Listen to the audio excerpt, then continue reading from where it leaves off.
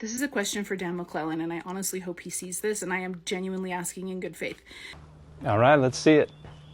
I grew up a good LDS girl, and my understanding was, and I thought this was true for Christians across Christianity, what I understood was that when Jesus came, his arrival and his teachings were to be how we lived proceeding from that point, and the laws of the Old Testament were out, because Jesus's teachings and laws are now the new way to do it.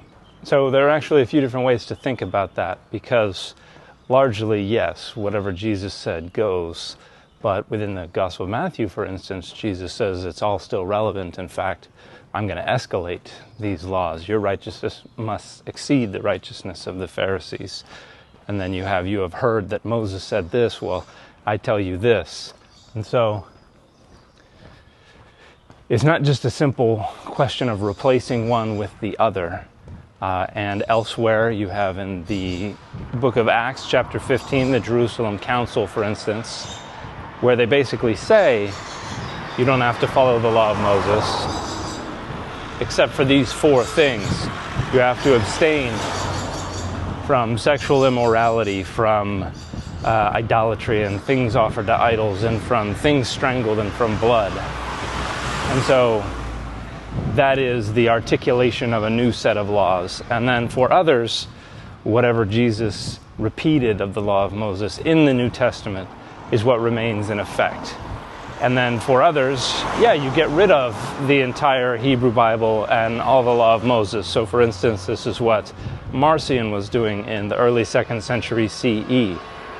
So Christians have different ways of negotiating with what parts of the Hebrew Bible they want to maintain and what parts of the Hebrew Bible they want to get rid of.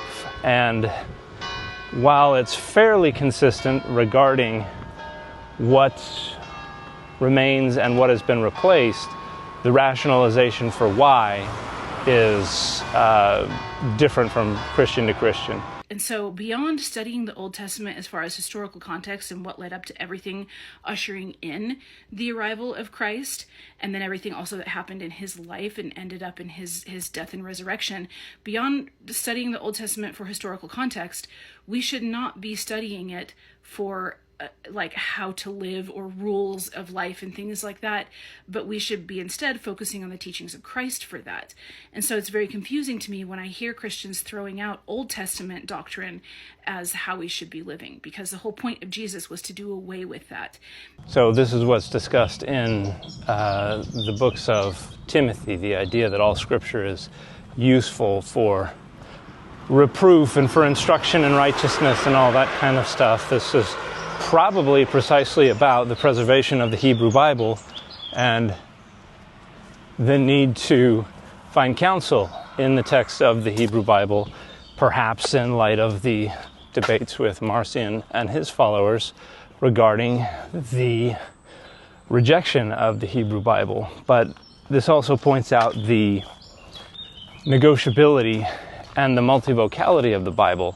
The Bible is something somewhere between a choose-your-own-adventure and a Ouija board.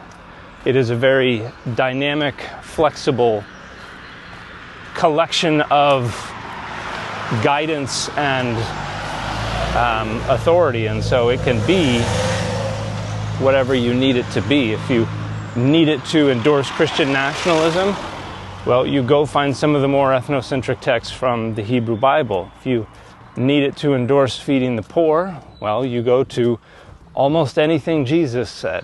And this is what highlights the fact that the Scripture is not the real authority. It can't be, because it's not univocal. We have to negotiate ideas into it or out of it. And that means the real authority is whatever our group needs in a given set of social and historical circumstances. And then the Bible is just the authorization. It's just the signature. It's just the proof text for whatever our group needs. And I understand that I haven't been to church in over 30 years, okay? So I know that what I remember, there's probably a lot of things that are kind of out of whack or just wrong.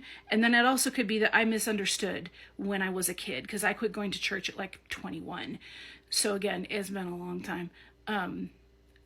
and I may have been completely misunderstanding the assignment when I was going to church. But I'm hoping Dan McClellan can weigh in on this and help me understand why we even bother talking about the Old Testament as far as how we should be living life, because Jesus came and was like, I am now the law.